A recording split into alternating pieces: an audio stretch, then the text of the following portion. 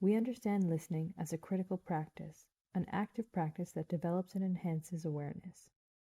Listening, understood as a point of departure for relational processes and a point of departure for conversation, for yourself and with others. What can listening to other people's stories do with us?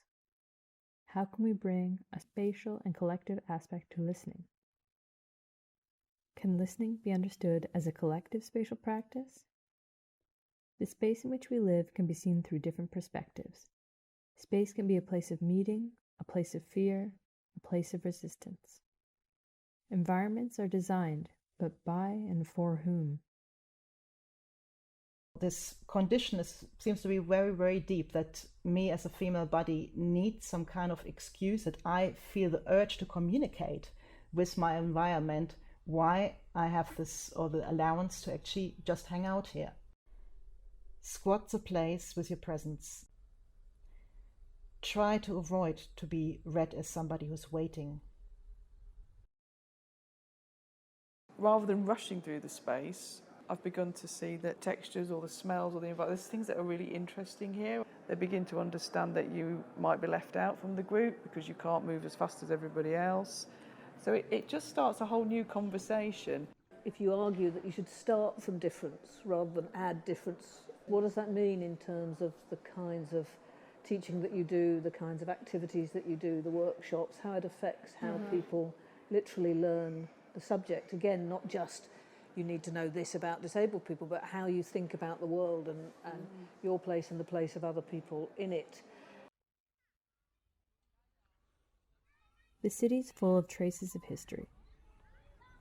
If you're on a street, keep moving to the next street sign nearby. Maybe there's no street sign, but other signs carrying names.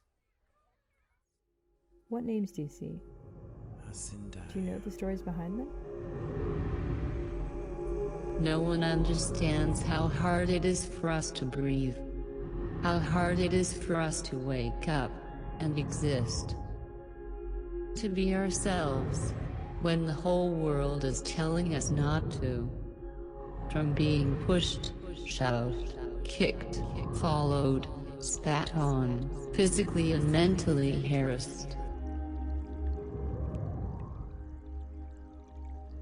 Take a deep breath. Do you have spaces where you can be yourself freely? As I walk in the Latinx block, it always feels surreal to be on the street. Taking so much space as a migrant woman of color, together with others, is really empowering. We sing, we scream, we dance, we run. Resistencia, resistencia, resistencia is a practice used by student movements in Latin America during demonstrations. Say the word 4 times, crouching down lower and lower as you say it. By the 3rd time you say it, you're almost on the ground. Then, with all the power of those 4 words, you run.